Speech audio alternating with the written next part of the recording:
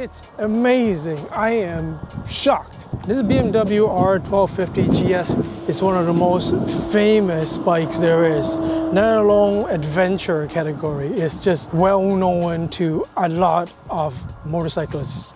And I'm sure you probably think that it's just a plain old adventure bike, you know, spoke wheels, engine guards and whatnot. Yes, it is just a plain adventure bike until you've sat here and have a go at it. It's amazing. I am shocked.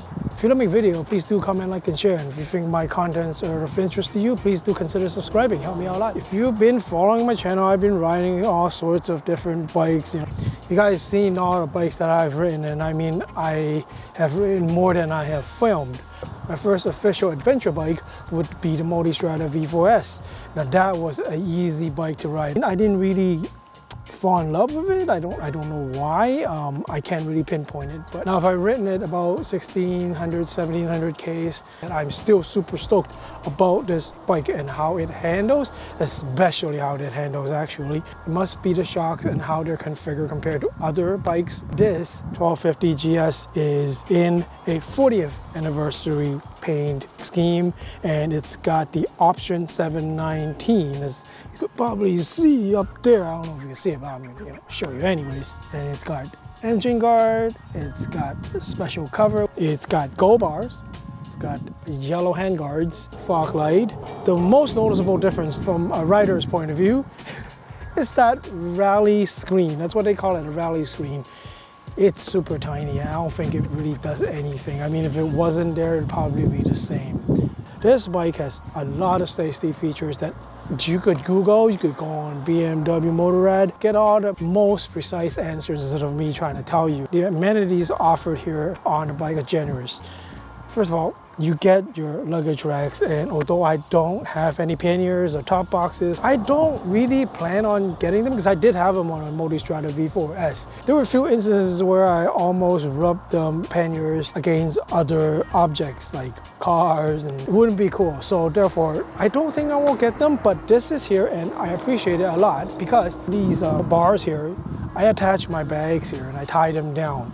And you could tie a lot of stuff to it. You could hook so many things onto the back seat or the back rear section of the bike. When I first got this bike, it was cold. This bike has got 3 stages or 5 stages of heated grips and heated seats. Not only the front, but the rear as well. And the rear is actually controlled by the passenger. And it comes in 2 stages. I'm sure the tushes will stay warm while on the road. Not only does this bike have conveniences like the heated grips and the heated seats, they have a special Garmin-made GPS unit that you could purchase separately from BMW. I was a little skeptical because of my height. Most of the time I had chances touching and sitting in the showrooms.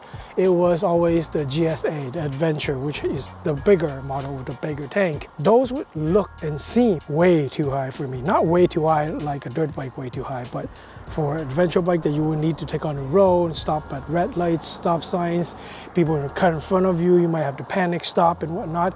For that type of situation, I looked at it and made a judgment call and said, no, this is a little too high. Maybe a GS, no, the seat height is a little lower, very little, but it is lower. And I don't like the idea of having a lowered version bike besides my Hayabusa, which is a different story. I wanted the 40th anniversary edition, which is this paint scheme here. I was not interested in the triple black or the rally.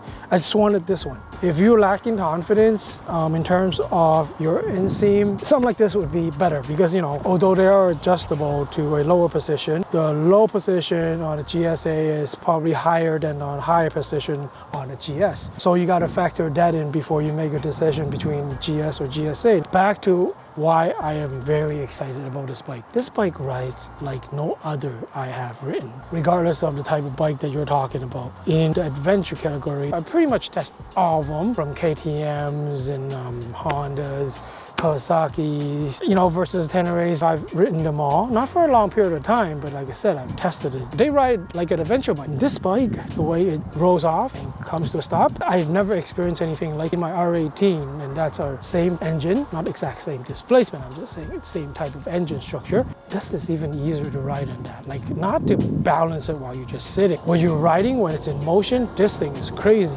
This thing is super stable. Like, I don't understand how.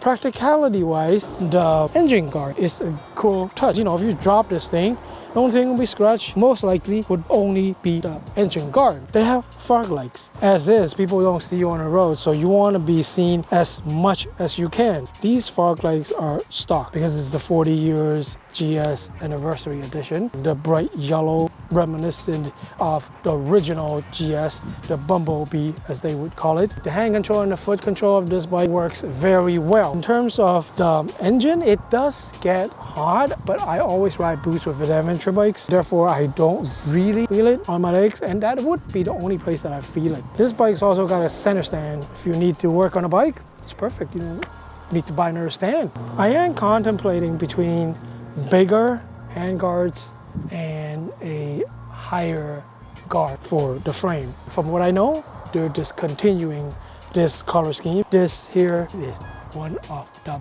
best riding bikes I've ever ridden. This bike is the only bike you'll need on super long trips to get the milk around the corner store. I mean, I imagine people who are looking for the one bike, I absolutely would say that this would suffice